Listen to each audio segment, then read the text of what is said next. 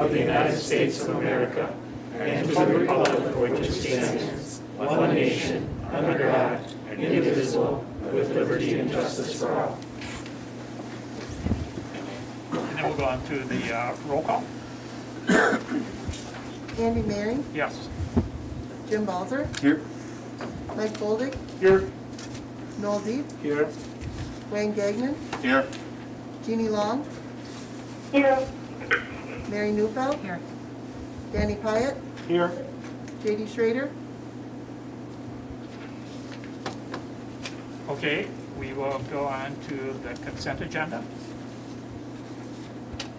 I move the board approve the minutes from the January 26, 2021 Board of Education meeting, financial report from January 2021, consideration of current bills, check numbers 4468 to 4561 in the amount of $200,741.75, ACH number 202100551 through 202100665 in the amount of $1,291,135.79, and one wire transfer in the amount of $19,856.05 for a total of $1,511,733.59. Second.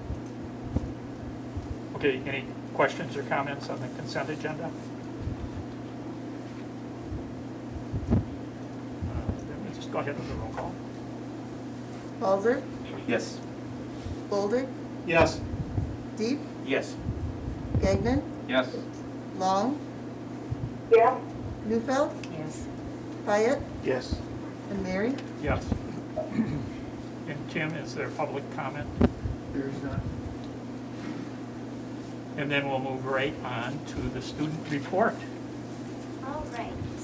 So for spring sports, we're allowed to start our official practices April 19th. All winter sports are over now. Josh Hoyce went to state individually and placed 8th in his weight category. Boys bowling is going to state as a team.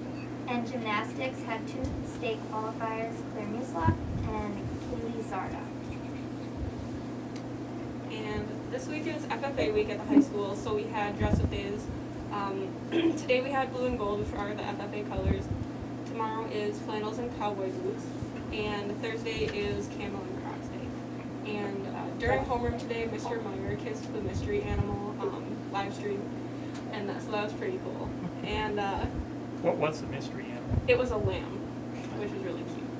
Mrs. Domke also had her puppy, and Miss Hine and Mrs. Maddock also kissed the puppy. But yesterday, FFA had their Culver's 10% night that benefited Reggie, and this week they have an ongoing food drive that ends Friday. Last week we held our first remote snow day, and we had an in-service day yesterday. The quarter will be ending March 25th, and the juniors will be taking the ACT on March 9th. Okay. Thank you. Any questions or comments? Okay, we will move on to the COVID update. Okay. So, hot off the press for temporary remote learners.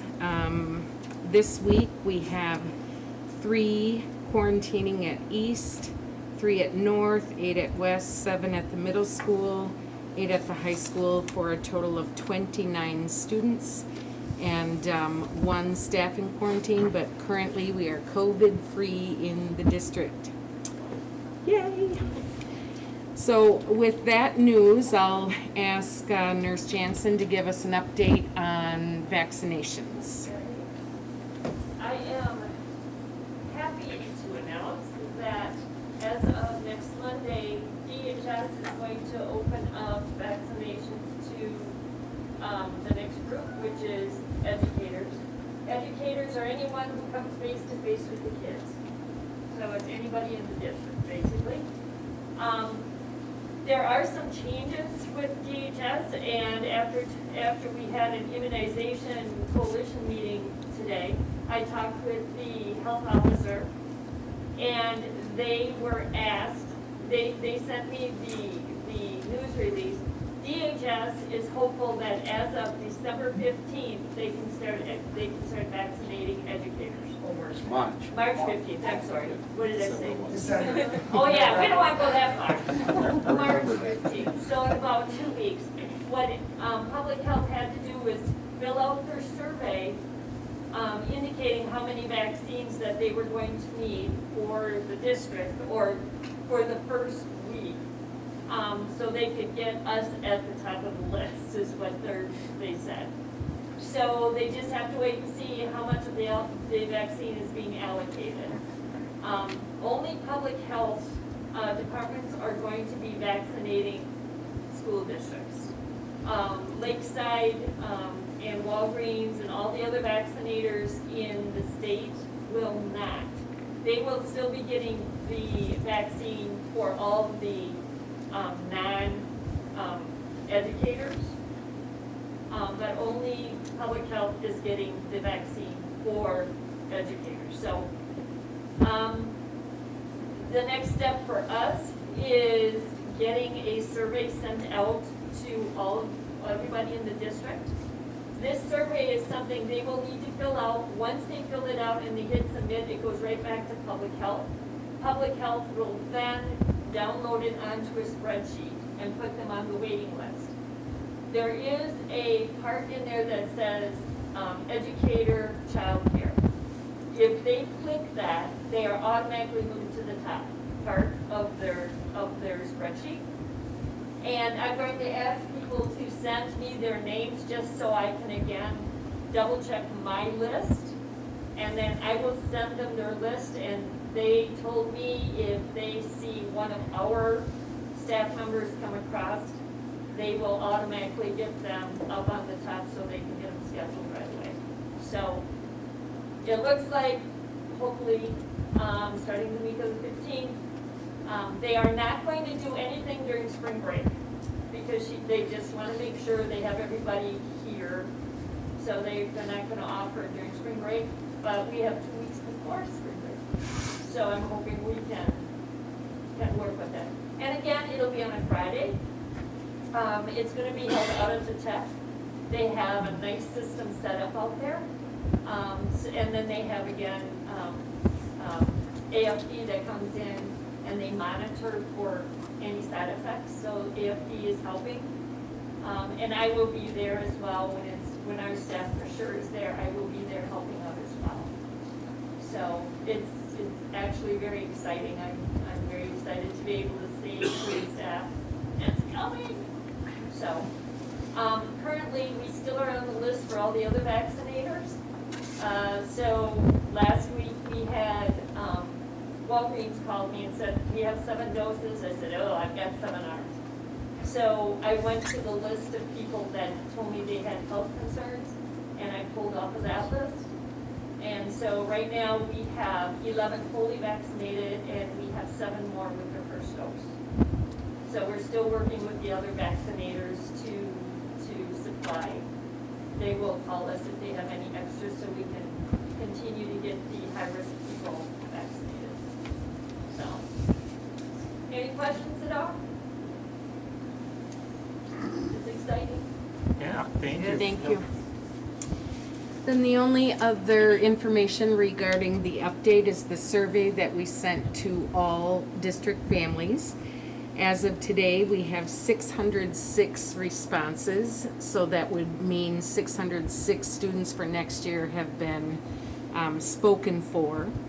And it covers all levels, but the interesting thing at the middle level, so far 16 students are interested in remote learning for next year, and at the high school level, so far 32.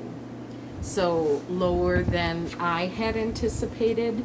Granted, that's not all families, of course, but it does give us some baseline information from which to work, so. And that concludes our COVID update. At the elementary level, was there not a choice form, or were we just doing it all in person? So at the elementary level, the question was stated, it is our intent, given the age of the learner and research that suggests in person is best at that age, do you have any concerns about 5 days in person? And nobody had concerns who responded about in-person learning 5 days. There was one who mentioned concern about wearing a mask, and one who mentioned concern about the all 5 days, but not remote, so. Okay, any other questions? Then we'll move on to new business, and we'll start with A, approve the committee of the whole minutes from February 9th. I move the board approve the committee of the whole minutes from February 9, 2021. I'll second that. Okay, any questions or comments on those minutes? All those in favor? Aye. Any opposed? And then we will go on to review of board policies, the 2000s. And last week I sent you an email that said we'd be doing the 3000. That was my mistake. I overlooked the 2000s. If anybody read the 3000s instead, we could talk about those. But and if you didn't get a chance to read the 2000s because you read the 3000s, we could talk about the 2000s next month also. So anyway, the 2000s, does anybody have anything they'd like to bring up on those? Funny you should ask. Okay. All right, good. When I was looking at the 2000s, I noticed an AG 2210A. I think it needs to be updated because there's a reference to the leadership team at central office, and the language in it should probably be updated to match the current Colt rather than Colt with the E. Just to Okay. get that out of there. I had a question on AG 2431 because it was the reference for interscholastic athletics, and my thought was, it seemed like the middle school was excluded because I know, doesn't the middle school travel at times, or have they in the past for athletics? So I'm thinking if you're going to have the high school as part of it, the middle school should also have that, be included in that criteria. Then I looked at AG 2431B, which talks about the conduct of officials and fans, etc. But I think there should be a reference added to include volunteers, because you have volunteer scorekeepers, line judges, etc. at events, and the policy, the way it's written, does not include them as part of the group that should be in there, so I'm thinking that should be one. And the last one was AG 2432, which was a reference to the driver's ed program. Since driver's ed is now outside the district, I think the policy needs to reflect that that's being handled by an outside vendor.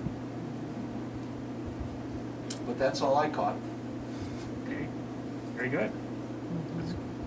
Excellent. Anybody else? And to be fair, I looked at policies and did not yet look at the admin guidelines for those, so this is helpful. There you go. Okay, anybody else? And so you got all that? Did you?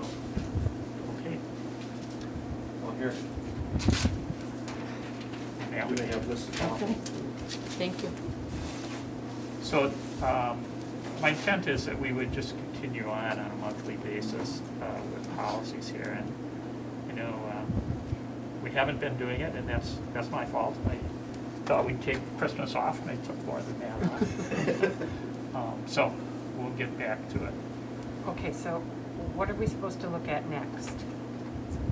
3,000s for next month? The 3,000. 3,000s for, so you mean for the committee meeting?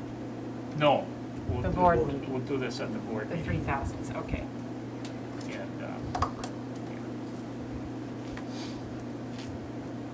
that I'm in analysis,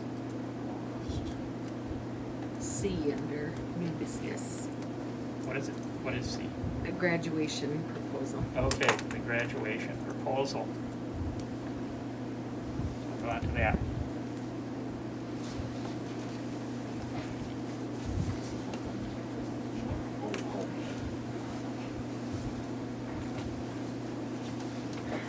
Well, good evening. So tonight, Noelle and myself have created a presentation for you guys for our ideas for graduation, and we're looking for your, most importantly, your approval and any questions, concerns you may have. So our number one idea that we have come up with right now is considered a drive-in graduation. So it's a combination of the drive-through they did last year and as normal of a graduation as we can have due to COVID. So what it would be is everyone would park their cars in the parking spaces at the high school, and we would have a stage in between the field house doors and the office doors. And the students could be sitting outside of their car, and then their family members, as many as they can fit inside of their car, that can watch them graduate.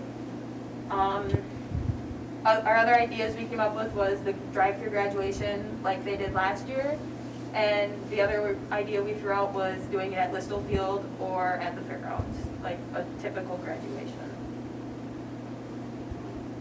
So the date is already set for May 30th at 2 p.m. So the venue would be at the high school. The stage would need to be rented, like they normally do for years past. Parking spaces would be labeled by, we've come up with ideas for as numbers, names, on little cards on like stakes in front of them, or a little stand with their picture on it. And then the class officers would be in, there's 2 handicap spots by a walkway. The class officers would be there, so the president, vice president, secretary, treasurer, followed by the class outwards. So, do you want to go back this slide? Yeah. Sorry. All right, so our idea is mainly we wanted a normal graduation as we could get, because our class has had a lot taken away due to COVID, like junior prom last year. A lot of the choir and band kids got their trips taken away, and homecoming, assemblies, that type of thing. So we want to get as normal of a graduation as we could as possible, and this was the best idea we could come up with that made everybody happy and made it safe for us. So what would happen as far as the ceremony is all graduates would be in their parking spaces by their cars. The stage would be set up with the school board because they give us our diplomas, and administration. They would sit up there, spaced out. Valedictorian, salutatorian, class president, they'll all be able to give their speeches as well as the distinguished alumni. And then when the students' names are called, they will be asked to get up and go across the stage, receive their diploma like normal, and then go back to their cars. Gracie DeWan's family, as you might know, they do the light show in town during Christmas, and they have the radio station that goes with it, and they said we could use that to broadcast to our vehicles. And then a live stream to the community to watch like we have for our sporting events. You can have, like I said, whoever you kind of want in your car, family, grandparents, that type of thing. Students can sit outside their vehicle. We had conversations with Nurse Jansen this morning. The student can sit right in front of their vehicle, that would be no problem, but the parents and everyone would have to stay in their cars.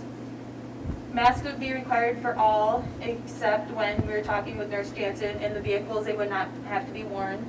And the students, as long as they're 8 to 10 feet from each other, are okay with not wearing them sitting outside their vehicle, but when they get up to take their diploma, would have to put it on. And then no bathroom use would be allowed in the school. Once the ceremony concludes, the class officers would leave first, followed alphabetical order, and then we would like to go down Western Ave, down 5th. We would not be able to announce that it is like a parade due to that's like mass gathering required, or saying it's like a mass gathering, but they, we had an idea, Nurse Jansen had, about like letting staff know because they would like to watch us graduate as well. So the other ideas is the students would have, Miss Maddock is working on a presentation for us with a picture where we're going in our major on a slideshow, we would make a copy of that and put it inside of our car window to designate that's who like is in that vehicle.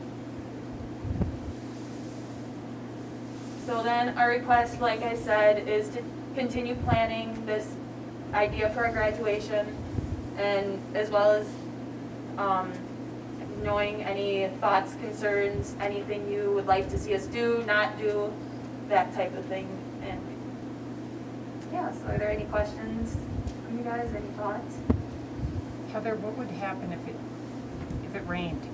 So I've thought about that, and we kind of thought about that as an officer team. We would just kind of put a tent over the stage is Okay. our thought, if we could get a hold of one. Okay. So you only talked about one option. On your first slide, you had 3 options. Yes. I'd So like to hear the with, others. with that, we were kind of hoping that the first one would be, that is our main option, that is what we 100% like want to do at this point.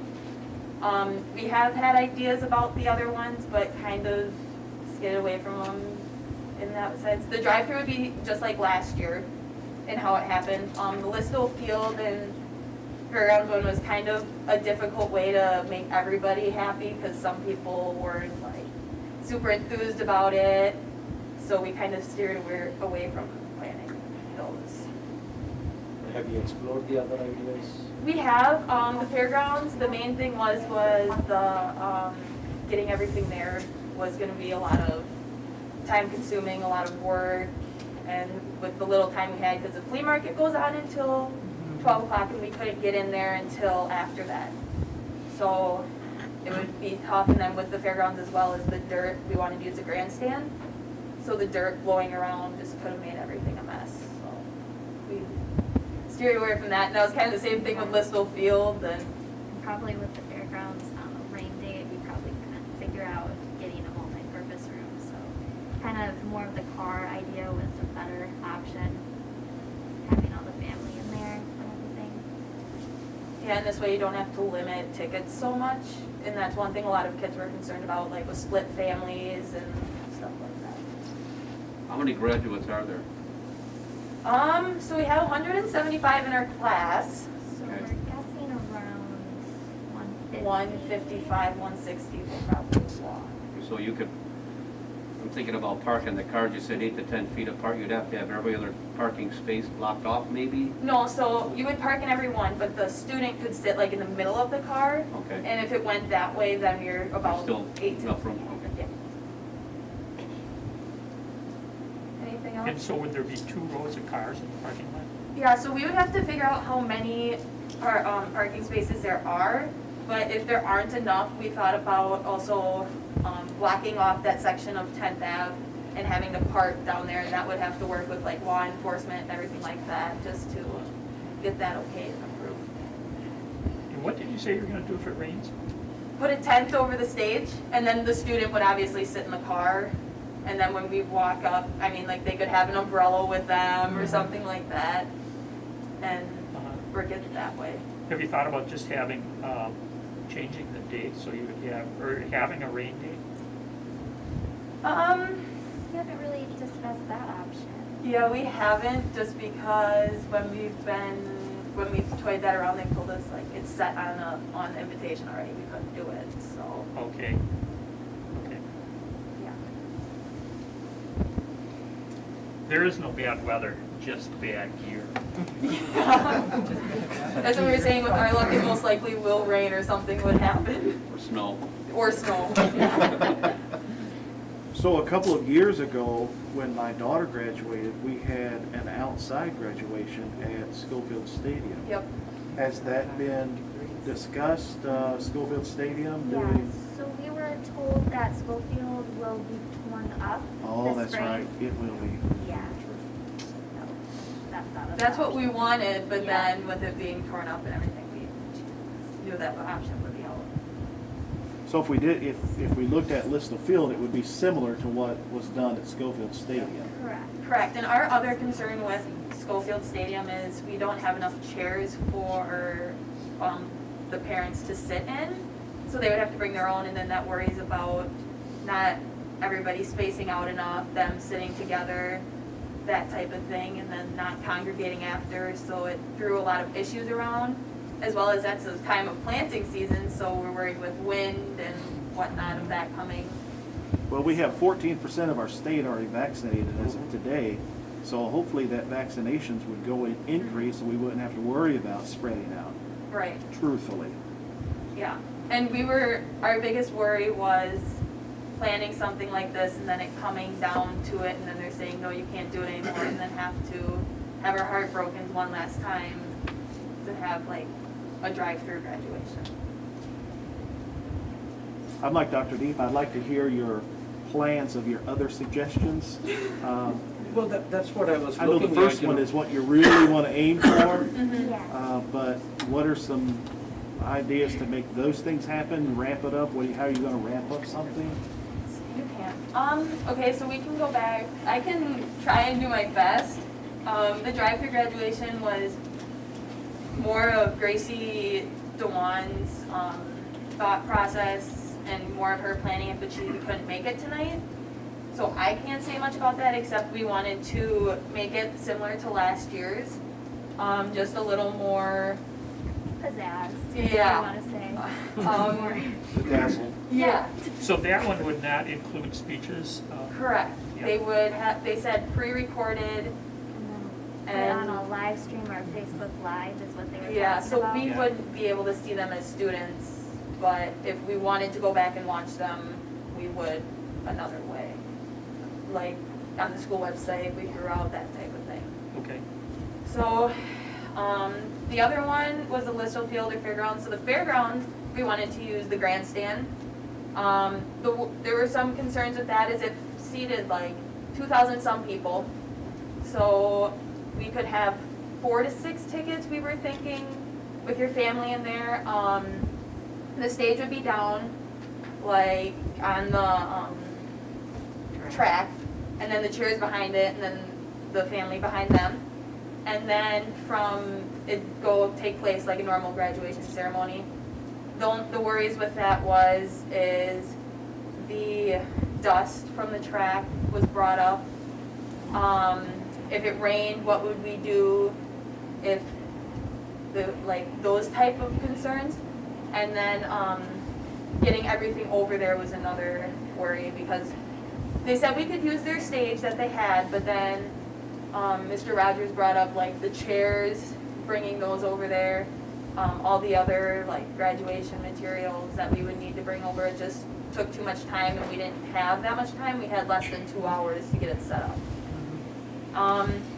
The Listle Field was similar. It would be set up, stage, chairs, family behind. Family would have to bring their own chairs.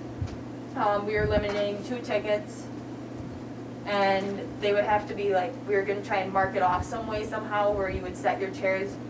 The concerns with that again were the wind from the field coming over into the grass area, because they're planting. They've used, some people have used it as a dog park now, so that's some worries when the snow melts. We had ideas like, once you get your diploma, you leave right away, but that's hard because then you want to watch your class graduate and like walk and that type of thing. So then the other idea was your family meets you at the end and you leave, but then you have to grab all your chairs and that type of thing and go out. So those were the two. There were some concerns with the Listle Field and the fairground idea. The drive-through was kind of our backup, no matter what we did, just in case something drastic would happen and we couldn't have a normal graduation. I think just that field concern about the dust coming, not this year. I think that field right across the road was in potatoes last year, so it'll be in something else this year, so there won't be a dust issue there. Okay, that's good. I'd like to see as close to a normal graduation as possible for this class. That's my personal opinion.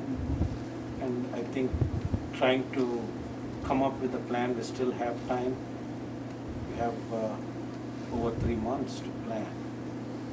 And to me, if you're putting a stage outside the high school, you can put up the stage on the other side of the road. it's not a big deal. So stage at Listle Field. I would like to see that. I'd like to have the students have the opportunity to give their speeches. I'd like to see them being recognized. Last year we did not have a choice. So yes, it was something that those kids had to go through. They didn't have a choice. You did the best you could. It's been a year later and we have had time to plan, and I don't see doing the same thing because that was a convenient thing to do. We have time now. I think we should plan a little differently, and as Andy said, dust and things like that. The dust is going to blow on this side of 10th Ave too. It's not going to just go to the south side. Yeah, the dust is going to come anywhere. So, if you are going to put chairs at one place, you can put chairs at the other place too. Would there be a way to get bleachers? Get some bleachers set up? That's a question for Jake. Jake, bleachers? So in any of the outdoor venues I'm not concerned about, we have the, as Danny mentioned, the ceremony at Schofield. We actually rented in from Big Apple Pets out of Wausau, a stage and all the chairs, and it was extremely reasonable. So the ability for that part of it is zero concern. As far as having bleachers available, we have the agreement with the Hockey Association to use their bleachers, so we can talk with them if we have to pull a couple more sections over or something like that. We can certainly find some sort of solution. So I don't want that to be in any way. So you think parents wouldn't have to bring their chairs there, we could just rent chairs and I have would them? rather just provide them that Okay. they're spaced properly and work with them. And when you do that, would you be able to mark that off for the social distancing or set them up like that? Yes. Yeah, and you'd set them up. You would assume that a family, they're a pod, you just put two chairs together. Yeah, whatever the guidance would be, if it's by family, put a group and, label them or whatever, we can make whatever happen. That's not a problem. Okay. And Darlene, did you have something? Yeah, again, I think these girls have done an excellent job of trying to come up with, some way of having a graduation. They're doing a great job. The only thing we have to remember again is, just because we have vaccines, doesn't mean we can loosen up the mitigation strategies that we have in place. So everybody will still have to be masked, including the parents, and everybody will have to be masked. We have to maintain that distancing, and the only issue that I see is if we can get the parents to come in and sit down and not congregate. When you have an outside where you have everybody coming together, they're going to congregate. They're automatically going to start mingling and getting together, getting close. I can see moving their chairs. And then again, leaving would have to be a very organized fashion.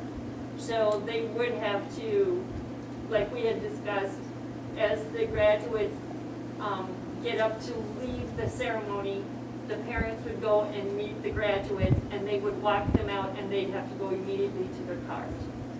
So we can eliminate the mass gathering type of thing. So that's the only thing that I see as an issue, is making sure that, because if we're gonna have a mass gathering, we might as well do it in the gym. The only problem is, if we have 150 people graduating, we give out 2 tickets, that's an additional 300 people, and there's some of the kids have blended families, so those families will get an additional 2 tickets. So, and then after we get staff in there to help, and the school board and everybody there, we're looking at over 500 people at least. So trying to keep that aspect, that's the only aspect that I struggle with, is trying to maintain the safety in that atmosphere.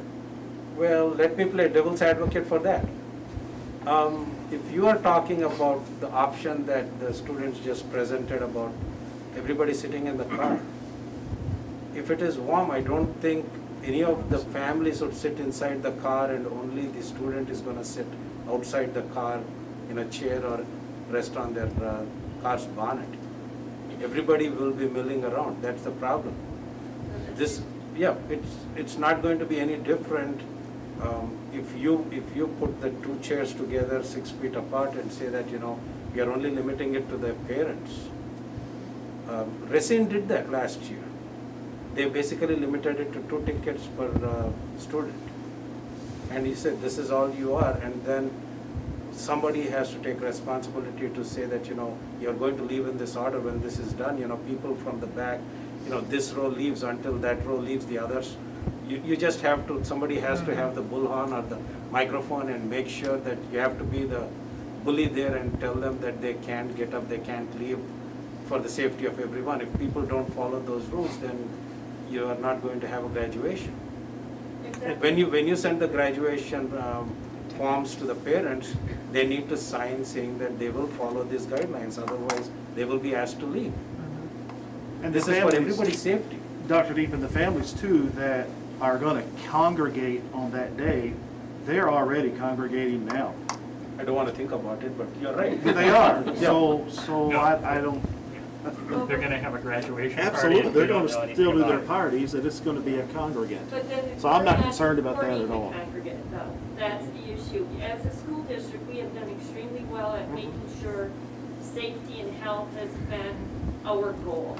And we have done everything we can. Everybody in the district has done a marvelous job of making sure that these mitigation strategies have been followed. And we have been. We've been very successful with it. I mean, we made it through, 114 student days with only 60 student days left. How awesome is that, So, as a school district, we can't, I would like to see us not promote mass gatherings. What they do after they leave, we can't control. But as a school district, we still should be in support of the mitigation strategies we have. And if we can come up with a plan where the parents come in and yes, this is their seat, they sit down and they stay until it's time for them to leave with their graduate, I'm all for it. But just, and then what they do again, once they're done with the ceremony and they get in their car and leave, whatever they do, that's on them. But it's not a school-supported ceremony. Do you understand? Am I making this, I'm not sure if I'm coming across so well. But you're right, most of them do congregate already, but not on the school ground during a school-supported event.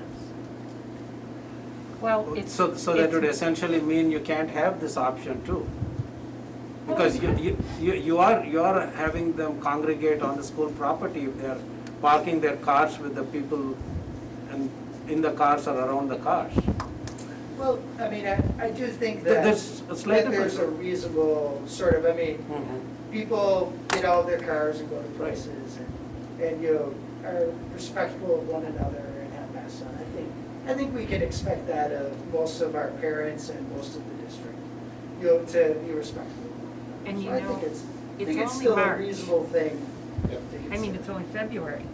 We've still got. I think the things kids- could still change if the new There's variants come still and if there time. is a surge, it's a complete possibility that all of this would come to naught and you'd just end up with the drive-through as the only option like you had last year. But I think I feel like we should let the kids go ahead and do what they can come up with. You're talking about these extended blended families. Well, maybe we're gonna have to just say 2 tickets, the mom and the dad. And if they don't wanna sit by each other, then, we gotta we have to do something, but I know, I feel terrible for this class because they've missed out on so much. And if they could just keep the planning and come up with, maybe you guys can come up with some more ideas, about using Listle Field or wanting to do it with the car thing, and then just keep coming back to us. And then like Dr. Deep said, who knows? I mean, something might happen and maybe there won't be anything. Hopefully not, but I just think you guys are doing a good job, and I just hope that you can pull something off because you deserve to have. Absolutely. I believe what the ladies have done is great, it's very commendable. And as far as ideas going forward, you have great ideas, just sharpen those ideas that you have. going forward. And then also keep that one on the line that we be in the gym, just like we have been in the past. Because you never know. You never know. So keep that on the table. I know I'm being looked at differently by a lot of people right now, but that's an option that we don't want to just get rid of off the table. You have a dream. I would Yes, say if the from a vaccine- medical Yeah. standpoint, the gymnasium would be a very unlikely option. Right. Keep it on the table. Anything And we'll go outside forward from is there. probably the better choice at this time. What's that? Anything outside in the outdoors. Yeah, outdoors is a much different situation, much more flexibility. Indoors in a gymnasium with many, many people is a very different situation than in outdoor gathering. Well, you've got plans A, B, and C that you're working on. You need to come up with a plan F as the just in case. Yeah. And once you've got that, you've got a really good start here. You guys would, and your whole group has worked very hard to get to this point. Keep moving us. Good job. I trust you guys and I I'm not trust saying that Ms. you guys Jansen, didn't so. come up with a good plan, but just think about it, or, you know, the first option that you have, you could still have all your speeches, you could have that like an outdoor graduation. If that's the only one that works for you guys, I'm okay with that. I think one concern with Blissful Field is if it's raining. Yeah. You know, we really don't want to go in the gym, and their other plan, everybody could be sitting in their car, including the graduate. That weekend umbrella sales will go up. Yep. Ponchos and everything, right? Girls, does that sound okay moving forward? We can schedule a time for you to Keep come planning. back and, Yep. okay? Okay. Planning, keep working with Ms. Johnson and Dr. McKenna. Yep. Thank Okay, you very thank much. you. Good job, ladies. Thank you. Thank you.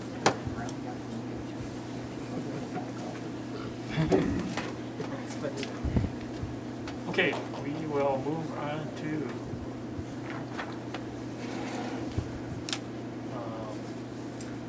EAP. D. There. Okay. 2020 EAP utilization report. So for your information, the Employee Assistance Program is the data from January 2020 through the end of that year is uploaded there for you. And it is noteworthy that when they sent this data to us, they said that the national annual average for utilization is 3 to 6% of eligible employee population. And so we're right in that range. If you look at, it appears that our utilization is low, but that is fairly typical. And I always think, as we shared with the board previously, if it helps one person, one employee or one employee's family member, it's worth it. So that is just an FYI. And do you by any chance have these numbers for the previous years? Not here, but I can send those Friday. I was just trying to figure out if there was a little higher utilization than the previous year because of circumstances. Right, that's a good question. Just curious. I'll do that in week in review.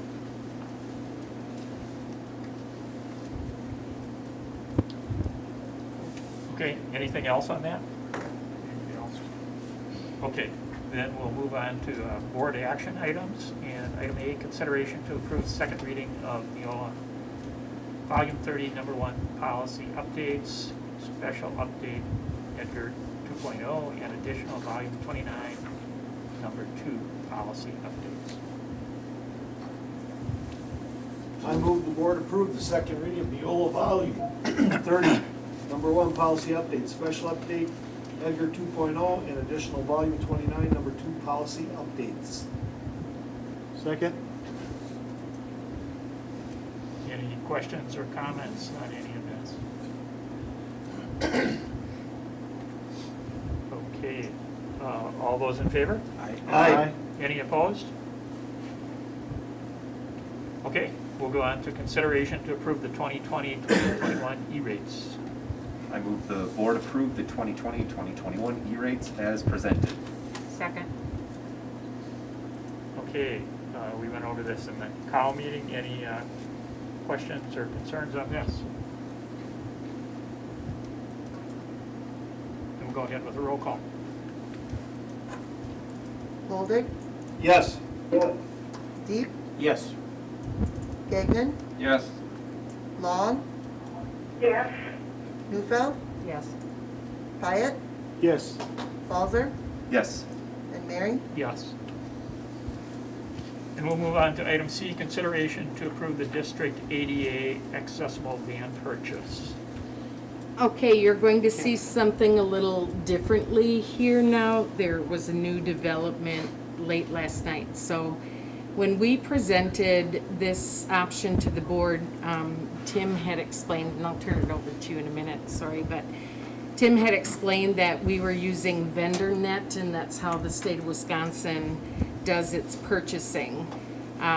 They contract for light-duty trucks, passenger vehicles, and it's been in place for about 20 years. So actually, Danny had a question about that, and Tim explained, and then I know there was some conversation afterwards, but so we were just following the guidelines put forth in the grant language, and then at 11:20 last night, Tim got an email from Langlade Ford, and somehow they had the exact specs for the purchase we were going to make, and down to the color and everything. And so they came in $1,000 lower. So we can change that motion, but I do think it's really important that everyone understand these states work together and do this so that we are not having to go to RFP and have local businesses try to compete to, do this. It was, we were just following the guidelines. So Tim, if there's anything else you want to add. I think the only other, the purpose of VendorNet is I or a school district isn't in the business of buying vehicles all the time. So the state vets, works with other states, and they vet through a vehicle description. So when we look at the transit van as one example, it's equipped with standard features that if I would go out for RFP or a bid against the locals, I'd be comparing Chevy, Dodge, Ford, and obviously those are different vehicles. So the state there's 2 dealers in the state of Wisconsin that hold all the light-duty truck and passenger vehicle contracts. So if we decide a Caravan is the best, there's one dealer in the state that has that. It's been vetted by the state. They have the largest dealer incentives through the manufacturers. But most importantly, the specifications have been standardized for a complement of a vehicle. By doing that, by having these state contracts, we can select a Chevy over a Ford over a Dodge. It's whatever, they're all vetted. What we're doing tonight is, and I'm okay with working local. I absolutely, throughout my career, have always tried to work local. But we didn't approach the other manufacturers locally to get an opportunity because we're comparing apples to oranges. So I certainly always want to, when it's advantageous to the district, to take the bid that's most advantageous. And I thought by going through the VendorNet process, we would be obtaining them. But that isn't the case. So Tim, if I may, are these 2 vehicles exactly the same, the bids? Is there any difference in the vehicle? No. So Down to the color. everything's the same, the specs, the maintenance, whatever you need, the warranty, everything is the same? Yeah, everything is exactly the same, correct. So we would not be opening it up to any other local dealers then, because you have only one Ford dealer in town, right? Yeah, and I didn't go through the process of looking at the different manufacturers because the state had vetted the contract to only two dealers in the state. And it was the Ford. Pardon? And it was that Ford vehicle? Well, we just selected a Ford because in conversations with Mr. Pyatt, he had recommended they've had really good luck with that Ford. It's fit their their purposes. And it's the newest model year of that style of a vehicle. Chevrolet makes one, but the van Chevrolet has been in for 10 years or more. So it's the latest style of that type of a vehicle. And to be quite honest, I didn't look at Dodge or Chevy. It was just, here's the Ford Transit, we've talked about it. It's the preferred style that the special ed department wants. And that's how we end up there. So when you say it's a preferred style, Tim, are you saying that the Chevy, the style of the van is not as useful? That it's smaller or something, or? I'm probably digging a deeper hole than I need to be. Yeah. We didn't look at any other vehicles because there was no reason to compare apples to oranges. We needed a van to transport students, and it was through a state-vetted contract. And when you look at the discounts that are typically with the state, I mean, we're talking $30 million worth of vehicles purchased on that contract. So it is used by all state agencies are required to use it, universities are required to use it, and $15 million of that contract are municipalities, school districts, and townships. So there's a lot of people buying that vehicle. So it's just like, let's pick a vehicle off that state contract. It doesn't matter, it's competitively bid. So we only looked at one. Okay. But now you got a bid on exactly the same vehicle, model, everything. Yes. And would we be breaking a contract by? We haven't entered into any agreement with anybody. Okay. And the local dealer here didn't say why they can match this price. It seems like I didn't ask them any. Yep, okay. So Tim, back at the committee of the whole, you gave us a ADA van, Chrysler Pacifica. I don't see the specs of the ADA of this van. I don't see a lift in there. I don't see where. I'll defer to Heidi, and I think. Michelle. Okay. So when we looked at, we were hoping to get an ADA accessible van.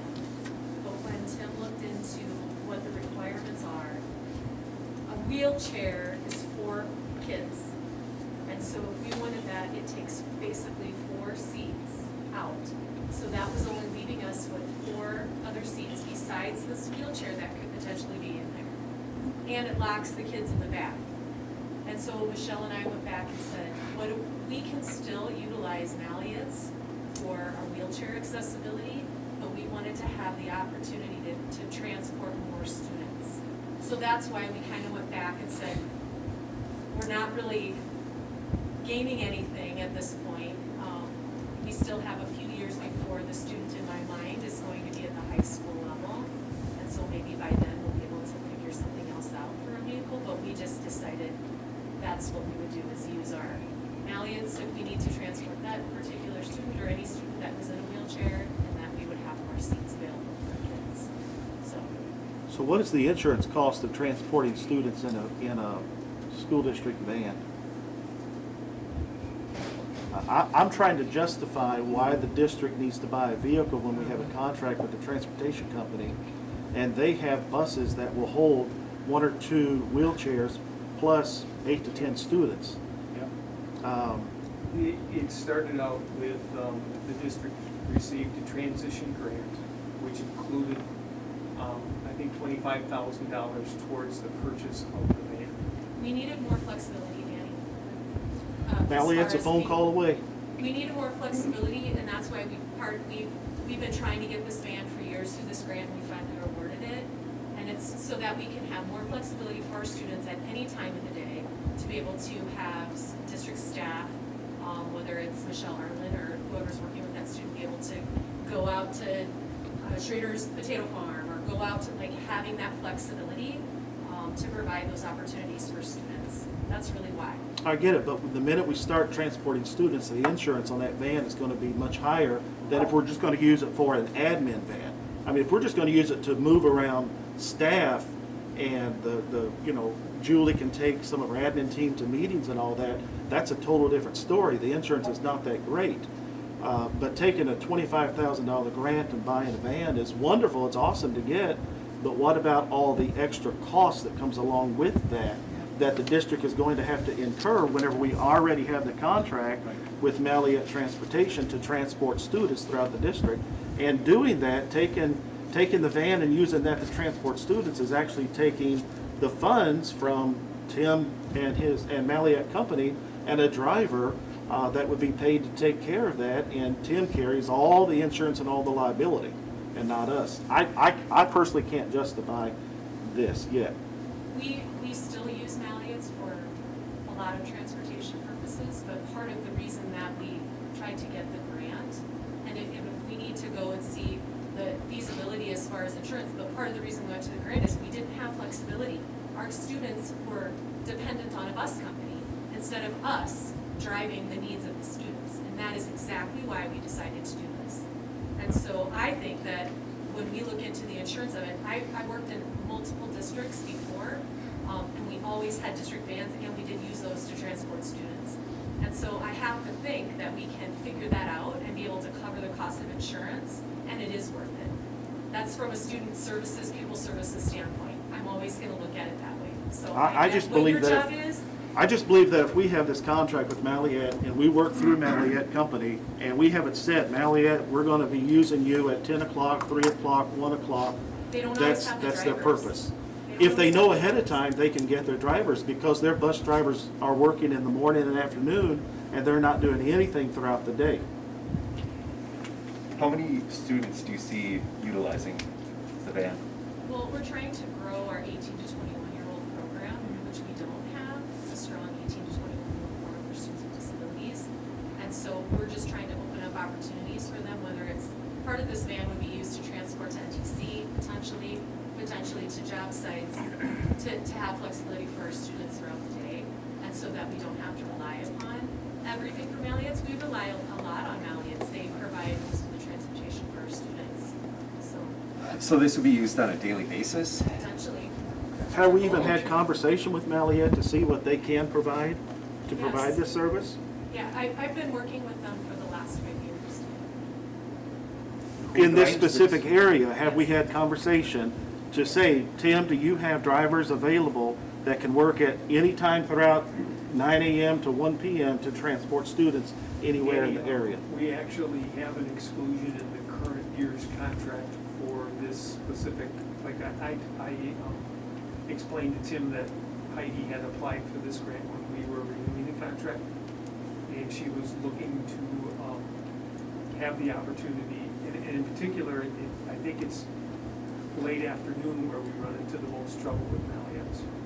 You know, where they're preparing for afternoon dismissal, and students at that particular junction maybe have a 7th or 8th hour free. And that's where it's gotten into a rub. But Malliett's is aware that Heidi has been researching it and applying towards the grant. And if I recall correctly, they didn't have an issue with it, us applying for the grant. They knew about it. He understood it. I'm not saying that he didn't full-heartedly jump on board. Tim, I'm just really trying to put on the table that this van's gonna cost more than the $25,000 grant. And then whenever you forecasted at the committee of the whole, that next year, our budget is gonna be at a deficit of 1 million, or 2 years, $1 million. I'm trying to justify where we can come up with some of this money, looking ahead 2-3 years down the My road. DEA can be used for, that's my flow through funds for special education, can be used for those types of things as well, indirect costs. So you'll have money for maintenance, gas, insurance, You have it liability, everything? Well, for the gas, the insurance, all of that that can be built into the grant, it doesn't allow costs. Heidi, We brought this up a year ago, I mean, I brought this to the Is this board a last annual spring. grant that you get every year, 25,000? What's that? Is this a one-time grant or do you get it every year? No, it's to purchase the van.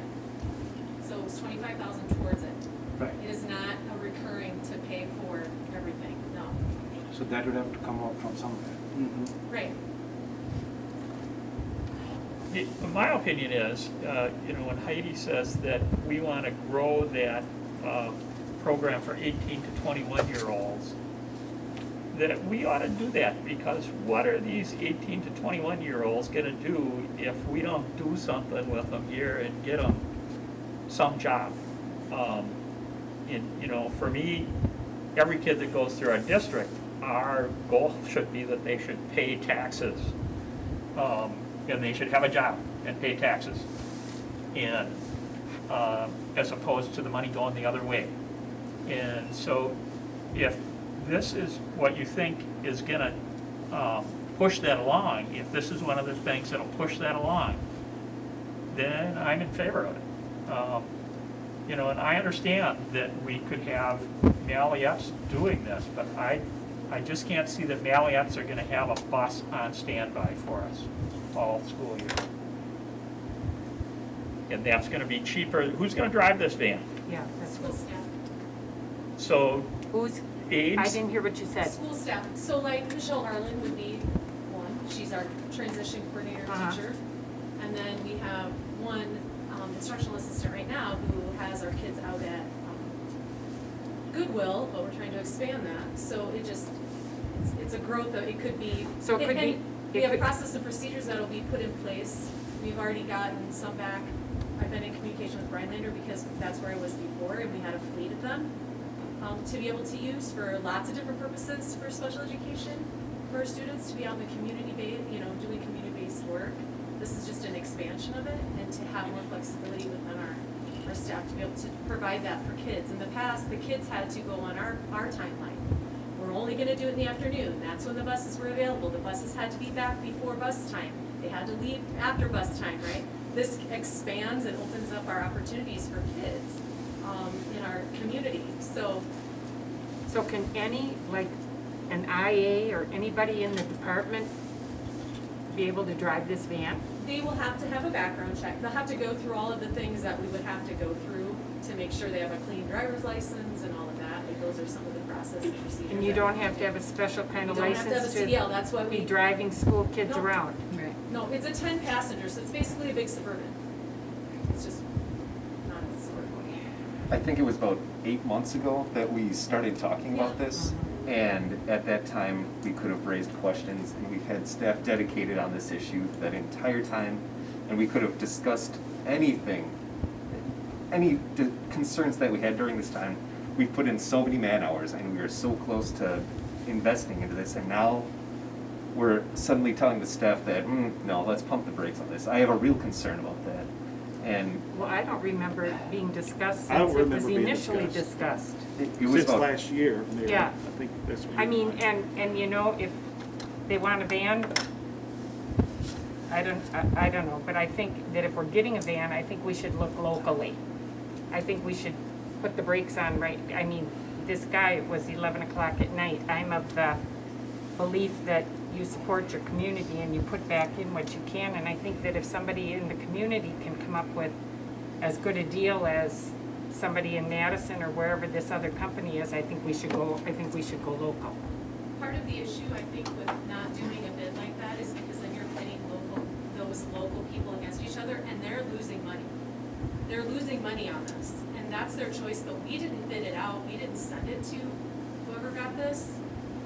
So I'm not really sure what happened. We The were guy trying saw to it do in the right paper. Because it was in the paper. It was in the paper last night, and he put together a proposal and Yeah, he emailed had it to the, Tim. somehow he got the spec sheet, which is fine, But- but yeah, he saw it in the paper and then had the, Would the proper thing to be Specs. doing would be to send out a letter to the Ford dealer and the Dodge dealer to have them bid on something with specs?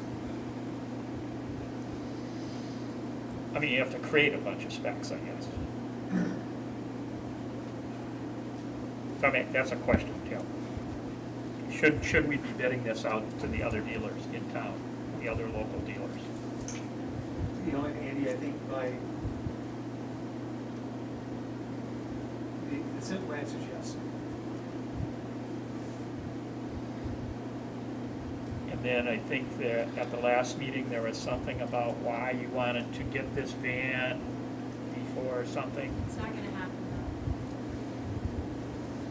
And that's fine. I mean, we will get the kids where they need to go until it happens.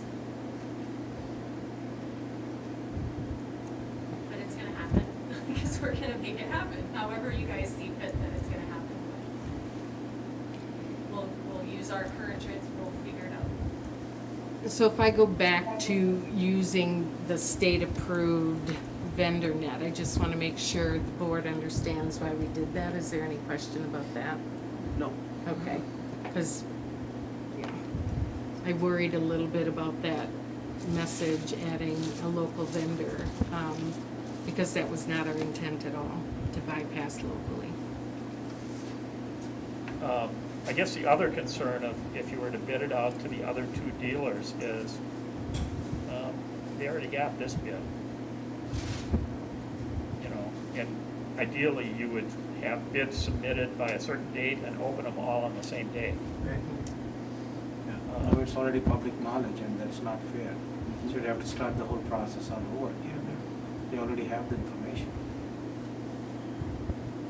So I think we are dealing with two questions here. One is which one of these two bids, but the other one was the one that Danny brought up is what are the associated costs for this that he's looking for an answer. Correct? Mm-hmm.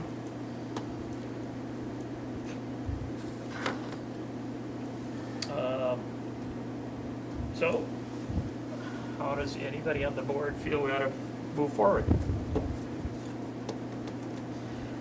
Mike, do you have an opinion over there? Yeah, I do.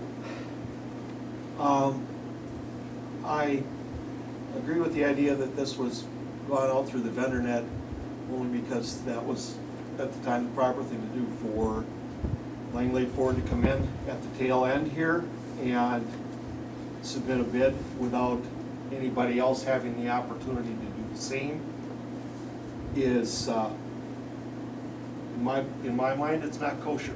It's not the right thing to do, that if we're gonna put it out on bid, we have to put it out on bid for all the dealers in the area to have a chance at it. And if we're not going to do that, then we go back to the original plan with VendorNet and we get it from state-approved authority. But if we're gonna have to put it out on bid, we give everybody a clean slate and they start over. Okay.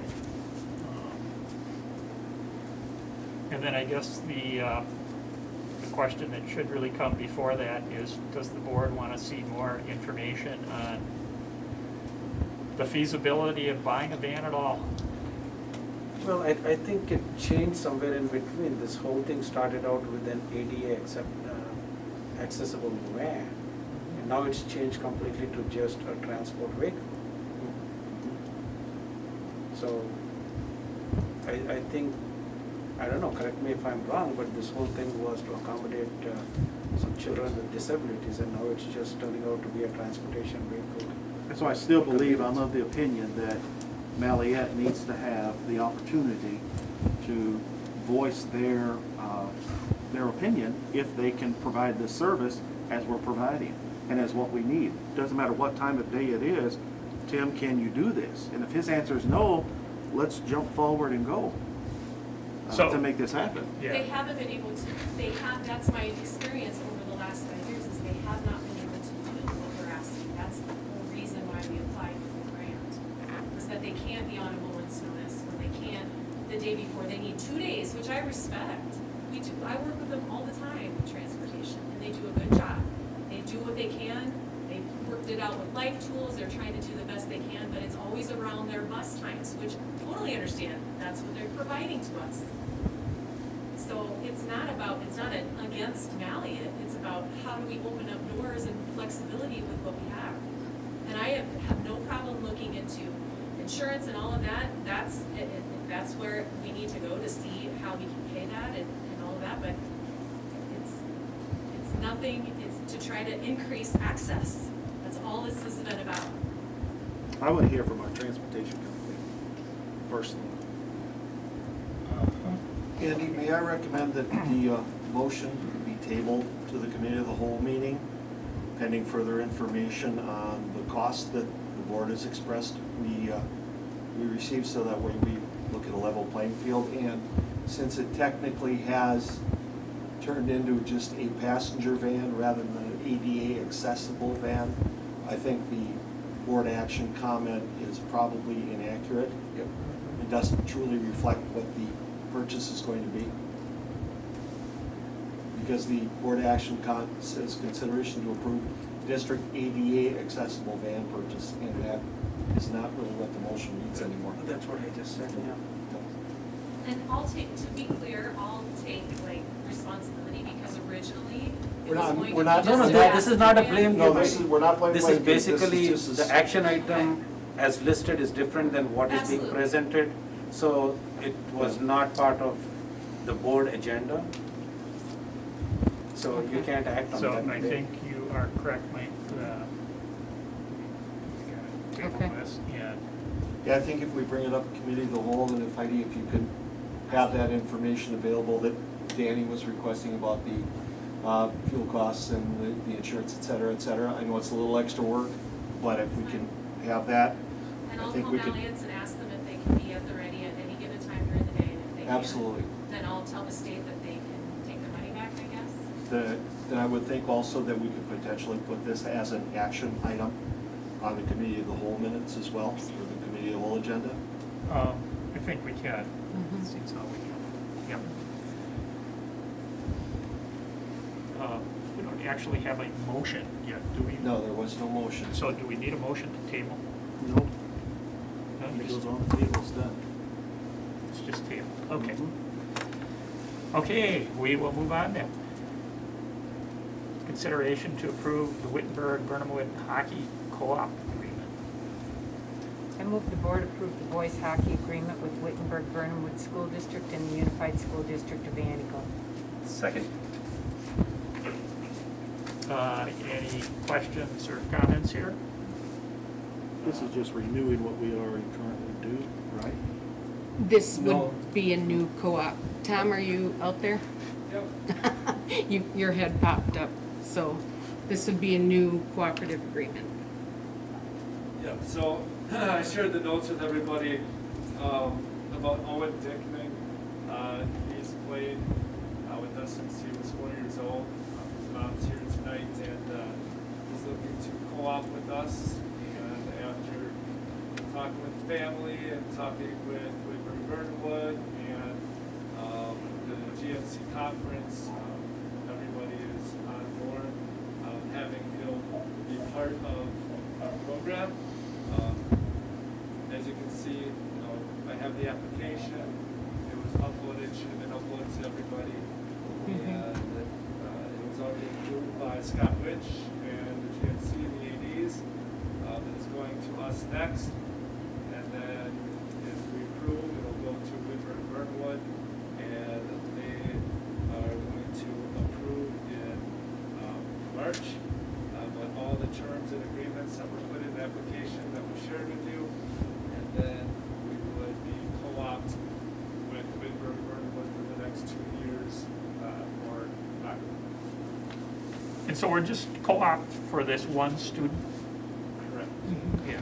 What if all of a sudden another kid decides they want to play? Can that kid get in? Or is it just for this young man? Right now, it is only for him. If they wanted to add another player, we would have to revisit. Okay. Okay. Tom, didn't we have a co-op, I think, for a while with White Lake? Wasn't there a couple kids that were coming down? Was a co-op, correct. Yeah. Okay. Any other questions or comments? Then I think we'll go ahead and do a roll call on this. Deep, Yes. Gagnon, Yes. Long, Yes. Newfeld, Yes. Hyatt, Yes. Balzer, Yes. Goldick, Yes. and Mary.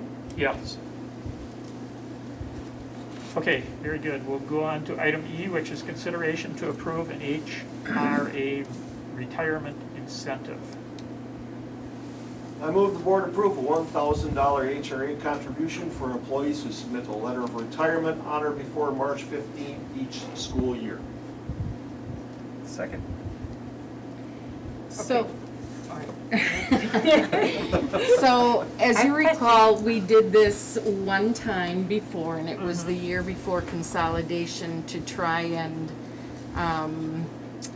have fewer layoffs. And So moving forward, what we find is if somebody is planning to retire, then if we know that in an earlier month than, let's say, the summer, we can post right away and have hopefully a better selection of candidates from whom to hire. So in thinking about this, we thought nominal HRA contribution would help show our appreciation, but also that March 15th date was right in the middle, so that hopefully we can get a jump start on the hiring season. And rather than go back and revisit each year, we would just write it into the handbook for Each year. years to come. Okay, that was my question, each. Yep. Any other questions on this? Comments?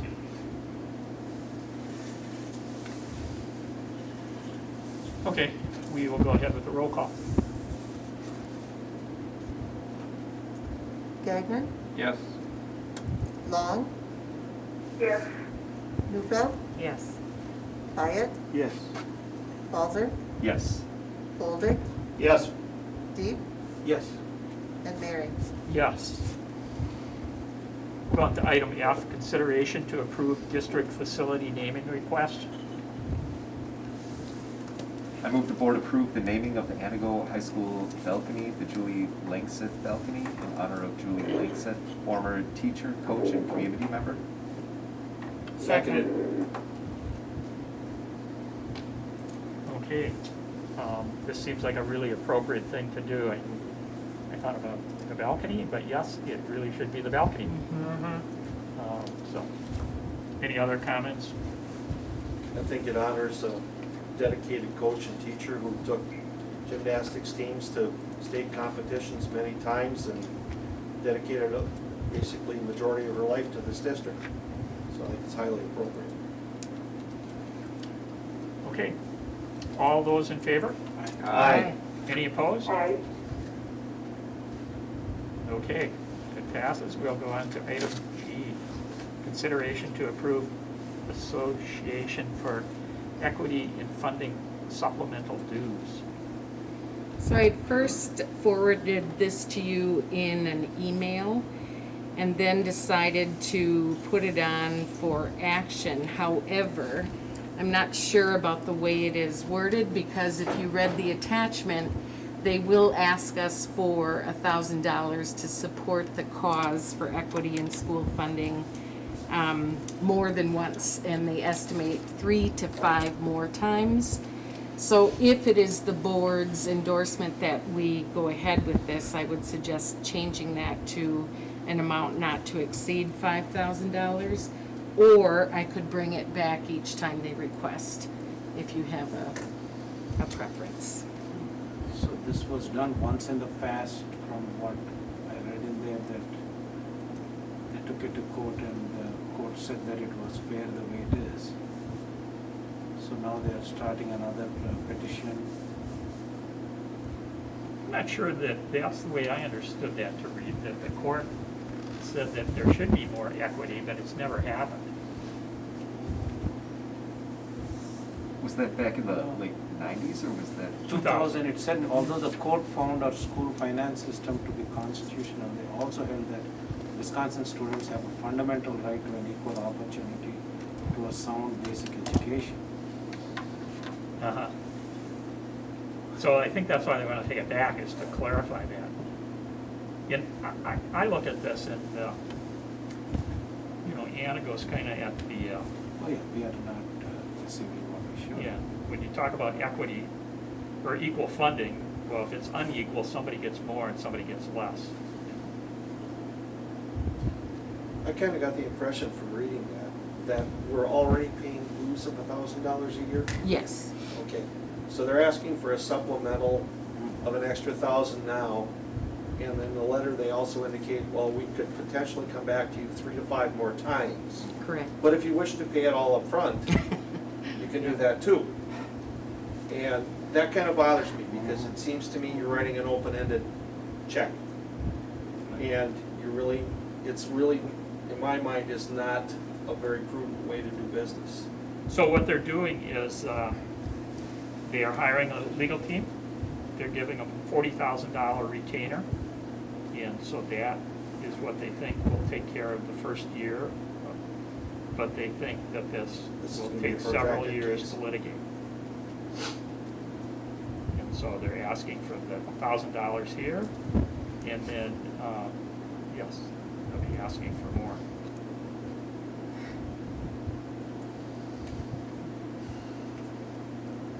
I'm in favor of this because I think we're gonna have our state representative come, and I'll be interested to see what he has to say when we ask him about the governor's proposal for special ed. The governor has proposed going from 30% up to 40% next year and 50% the year after that.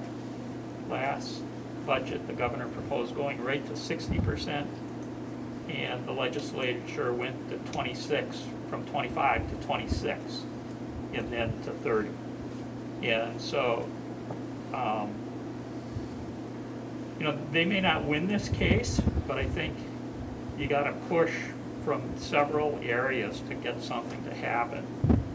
And I think we should do more to push on our legislators. But I'm in favor of moving forward. Somebody's working on something that really affects our district. I guess I can understand asking for the extra money now in this increment, but I do think that we should leave the motion as worded, and that if they come back and ask for more, then at that time, it gets represented back to the board for approval at that time, because we don't know when this is all, they say 3 to 5 times, but 3 to 5 times when? And your complexion of your board may change over time, where they may not want to be pigeonholed into paying the extra funds, so. I understand that. Tim, anything you want to add on this? You know something about this organization? I don't think so. I mean, you guys have covered it. Okay. So, But we're already paying $1,000, and they're asking for extra? Correct. the Our $1,000 dues are yeah. 1,000. Our yearly dues are 1,000, and so this 1,000 is just for the lawsuit.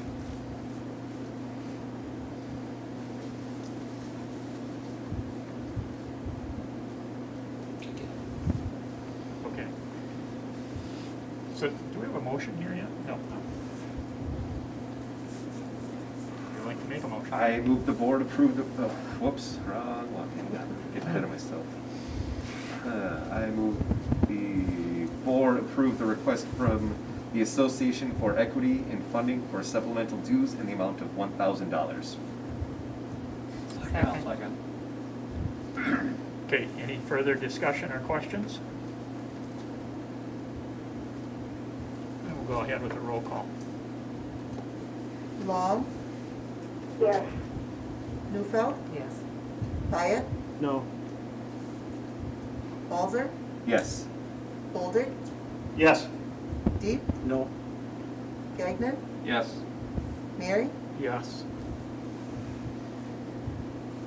And we'll go on with report of employee resignations. I move the board approve the resignation of Amanda Lipke, high school housekeeper, effective January 22nd, 2021. Second. Any questions or comments on this? All those in favor? Aye. Any opposed? Okay, that passes, and we'll go on to item I, donations.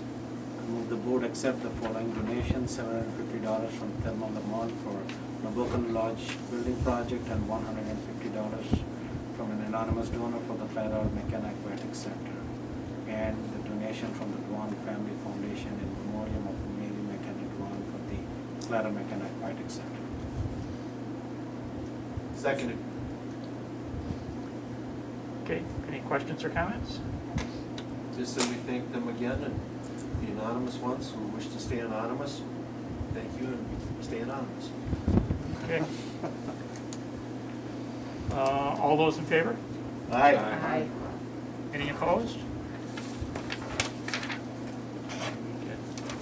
When's the next meeting? When's the next meeting, Mary Kay? It is March 23rd. March 23rd, okay. 6 o'clock here? 6 o'clock here, Make sure everybody knows. okay. Motion to adjourn. Second? All those in favor? Aye. Aye. Okay.